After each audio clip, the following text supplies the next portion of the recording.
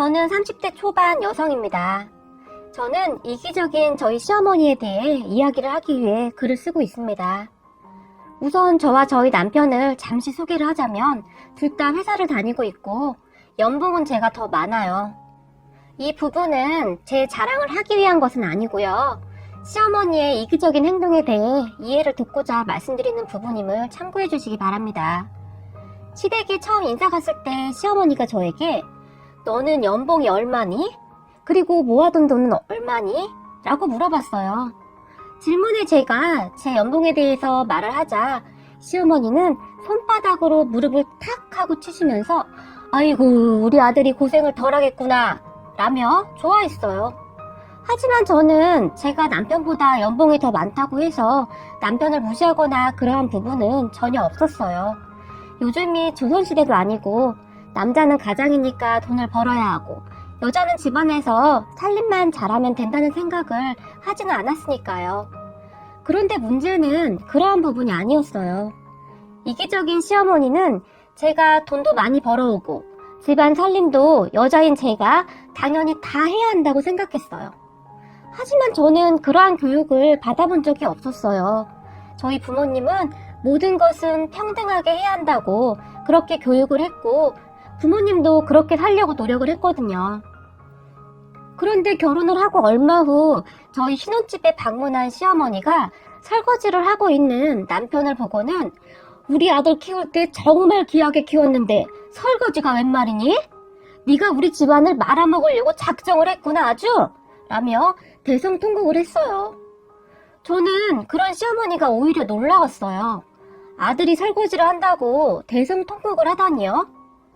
제가 이 부분을 도대체 어떻게 이해를 해야 하는 것인가요? 그렇게 시어머니는 저에게 설거지는 여자가 하는 거지. 지금 네 행동은 한 집안의 가장을 욕보이는 행동이다. 라며 어마어마한 잔소리를 했어요. 그런 어머니에게 남편은 엄마, 무슨 소리 하는 거야? 우리는 집안일을 공평하게 하기로 했어.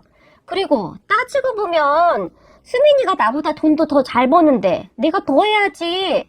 라며 제 편을 들어주었어요. 하지만 시어머니는 그런 남편의 말에 오히려 더 화를 내며 아무리 세상이 바뀌었다고 해도 나는 이 꼴 못 본다. 어디 감히 네 아들에게 설거지를 시켜? 라며 노발대발 하셨어요. 그때는 그런 시어머니와 길게 말을 하고 싶지 않았어요. 우선은 제가 생각하는 것과 너무나 달랐기 때문에 몇 번을 이해하려고 했지만 도저히 이해가 되지 않았거든요. 그리고 지금껏 그렇게 살아온 시어머니를 변화시킬 수 있는 부분도 아니라고 생각했어요. 그래서 저는 얼마 후 식기세척기를 샀어요. 사실 시어머니 보란듯이 산 것은 맞지만 설거지 때문에 모두가 그렇게 큰 문제가 된다면 식기세척기도 한 가지 방법이라고 생각을 했거든요. 저는 그러한 사소한 일로 시어머니와 다툼을 하고 싶지가 않았거든요. 그랬는데 식기세척기를 본 어머니는 저에게 또 화를 내면서 여자가 게으르면 집안이 망하는 것인데 도대체 너는 어떻게 이렇게 게으른 것이냐? 라는 말을 했고 그런 어머니의 말에 저도 슬슬 화가 나기 시작했어요. 그래서 저는 똑같이 일을 하는데 저만 설거지를 하는 것은 말이 안 되는 거죠. 그런데 어머님이 아들 설거지하는 것은 못 보겠다고 해서 식기세척기를 샀는데 뭐가 문제인 거죠? 제가 제 돈 주고 산 건데요. 라고 말을 했고 시어머니는 그런 저에게 네가 지금 우리 아들보다 돈을 많이 번다고 유세 부리는 거니? 라며 저에게 대발하셨다며 혀를 차면서 가버렸어요. 하지만 그 부분은 그냥 그렇게 넘어가게 되었는데 정말이지 앞으로 일어날 일에 비하면 그러한 부분은 정말 사소한 것이었음을 알게 되었어요. 시댁에 제사가 1년에 4번 정도가 있어요. 명절까지 합하면 6번이겠죠. 거기다 시댁 행사까지 합하면 시댁이 방문하는 날이 적은 편이 아니었어요. 물론 저도 시댁 제사나 행사에 다 참석을 하면 좋겠지만 회사를 다니다 보면 어느 날은 참석을 못하는 날도 있게 되거든요. 일이 많을 때는 야근도 해야 하고요. 다들 바쁘게 일을 하고 있는데 그런 동료나 상사에게 저 오늘 시댁 제사라 일찍 가봐야 해요. 또는 저 오늘 시댁 행사라 일찍 가봐야 해요. 라는 말을 못하겠더라고요. 저희 회사가 바쁠 때는 정말 정신없이 바쁘거든요. 그리고 그건 예의가 아니라고 생각해요. 무엇보다 저는 제 일에 자부심이 많기 때문에 절대 소홀히 하고 싶은 생각도 없었고요. 그런데 시어머니는 그러한 부분을 전혀 이해하려 하지 않았어요. 돈은 당연히 벌어야지. 그런데 제사나 행사가 있을 때는 당연히 참석해야 하는 것이다. 그까짓 회사가 뭐가 중요하니? 뭐 이런 생각이었어요. 그러면서 혹시나 제가 바빠서 참석을 못하게 되면 우선 저를 의심부터 했어요. 참, 시어머니는 예전부터 사람을 의심하는 이상한 버릇이 있었는데 그러한 부분 때문에 시아버지와도 정말 많이 다투었다고 합니다. 시아버지 회사에 시도 때도 없이 전화를 해서요. 시아버지가 이혼 이야기를 할 정도로 힘이 들었다고 듣긴 했었는데 그런 일이 저한테까지 일어날 줄은 꿈에도 생각하지 못했네요.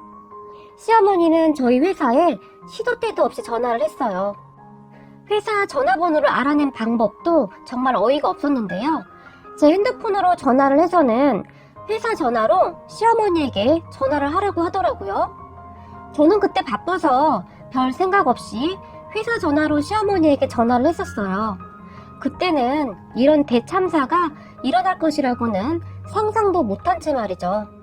그랬는데 시어머니는 정말 수시로 전화를 해서는 제가 회사에 있는지 확인을 했어요.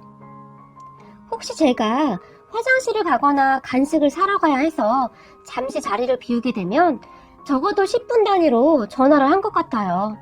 동료나 상사들이 제게 말을 해줬거든요. 수민씨, 친정엄마도 아니고 시어머니가 회사로 무슨 전화를 그렇게 하는 거야? 요즘은 친정엄마도 그렇게 전화 안 해. 정말 힘들겠다. 라며 옆 동료가 머리를 절레절레 흔들었어요. 저는 정말 창피했고요. 그렇게 저는 결국 폭발하게 되었어요. 그날도 야근하느라 몸이 너무 피곤했는데 도대체 저한테 왜 그러는 것인지 이해가 안 되었어요. 저는 그렇게 야근이고 뭐고 시댁으로 쫓아갔어요. 팀장님이랑 동료들에게는 먼저 양해를 구했고 팀장님이 그냥 참으라고 붙잡았지만 저는 시댁으로 갔죠. 시댁은 제사 음식을 준비하고 있었고 제가 벨을 누르고 들어가자 남편이 놀라서 자기야, 오늘 야근이잖아. 오늘 중요한 프로젝트라고 하지 않았어? 그런데 어떻게 왔어? 라고 물었는데 저는 그런 남편 얼굴을 쳐다보지도 않고 주방으로 들어가며 그러게 엄청 중요한 프로젝트인데 어머님이 제사에 참석을 안 한다고 자꾸 전화를 해서 그냥 회사 그만뒀어. 팀장님도 엄청 화를 내시더라고. 도대체 집에서 무슨 전화를 그렇게 하는 거냐고. 나는 어머님이 말하는 그러한 능력이 없어서 집안일과 회사 일을 똑바로 못하겠더라고. 그래서 그냥 회사 그만두었어. 그렇다고 자기랑 이혼할 순 없잖아? 라고 단숨에 말을 해버렸고 잡채를 드시고 계시던 시아버지가 저의 말에 방바닥에 젓가락을 떨어뜨리셨어요. 그리고는 시아버지는 뭐야? 내 시애미가 너 회사로 전화를 했다니 그게 무슨 말이냐? 라고 물었고 저는 그런 시아버지에게 글쎄요. 저희 회사에 전화를 왜 한 것인지는 어머니께 물어보셔야 할 것 같은데요. 저는 분명히 회사라고 말씀드렸는데 아무래도 저를 못 믿어서 그러셨던 건 아닐까요? 제가 혹시 일한다고 하고 제사에 참석을 안 하는지 확인하려고요. 라고 말을 했어요. 그랬는데 시어머니가 그런 저에게 어머? 얘 누가 알면 내가 전화를 진짜 많이 한 줄 알겠다? 너 이제 보니 아주 무서운 애구나? 라며 호들갑을 떨었어요. 그래서 그런 시어머니에게 제가 말을 했어요. 그러게요 어머님. 제가 잠깐 간식 사러 간 사이에 전화를 8번 하셨더라고요. 제 옆에 직원이 어머님이 전화를 몇 번 했는지까지 적어놨더라고요. 오늘만 그런 것이 아니라 궁금했대요. 도대체 오늘은 전화를 몇 번이나 할까 하고요. 라고 말을 해버렸고 시어머니는 그런 저에게 얘 그건 네가 전화를 안 받아서 그랬지. 한 번에 받았으면 내가 다시 전화를 했겠니? 라고 저에게 소리를 치면서 말을 했어요. 그런 시어머니에게 저 핸드폰 있어요 어머님. 핸드폰으로 하시면 되잖아요. 왜 굳이 사무실로 전화를 하시는 거예요? 라고 저도 지지 않고 말을 했어요. 그리고 조용히 대화를 듣고 있던 시아버지가 한마디 하셨는데 지금 며느라가 말이 사실이야? 라고 시어머니에게 물었고 시어머니는 시아버지의 표정과 말투에 이미 겁을 먹은 것 같더라고요. 아니, 제가 맨날 제사에 참석을 안 하니까 며느리가 되었으면 제사에 꼬박꼬박 참석을 해야지. 애가 아주 기본이 안 되었잖아. 라고 말을 했는데 시아버님이 목소리를 높이시며 야, 이 사람아, 그 버릇을 아직도 못 고쳤어? 정말 큰일 날 사람일세. 라고 시어머니를 노려보셨어요. 그리고는 시아버지가 시어머니에게 이럴 거면 제사 다 때려치워! 그놈의 제사가 뭐라고 이 사단을 만드는 거야? 그러니까 내가 제사를 한 번으로 합치든지 하라고 그렇게 말을 했는데 들어 쳐먹지도 않더니 이게 지금 무슨 짓이냐고! 힘들게 일하는 애한테! 라며 고함을 치셨어요. 하지만 시어머니도 지지 않고 무슨 소리야! 제사 잘 안 모셔서 망한 집이 어디 한둘인 줄 알아? 당신 지금 제정신이야? 라고 말을 했어요.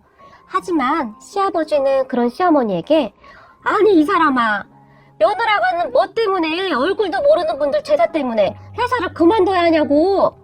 그리고 조상들이 참 좋아하겠다. 제사 앞두고 일이 난리가 났는데 당신은 언제쯤 정신 차리려고 그러는 거야? 라며 상을 걷어차버리셨어요. 그 바람에 상 위에 있던 음식들이 우르르 다 쏟아져 내려왔고 시어머니는 혼비백산이 되어서 음식들을 챙기더라고요. 그리고 저는 이렇게까지 되리라고는 생각도 안 했었는데 일이 너무 커진 것 같아서 안절부절하고 있었고요. 시아버지는 그런 저에게 아가, 내가 미안하구나. 얼른 회사에 가보거라. 나는 너에게 제사를 강요할 생각이 없구나. 제사도 나까지만 지내고 안 지낼 생각이었어. 요즘같이 먹고 살기 힘든 세상에 굳이 신경 쓸 필요 없다. 어서 가거라.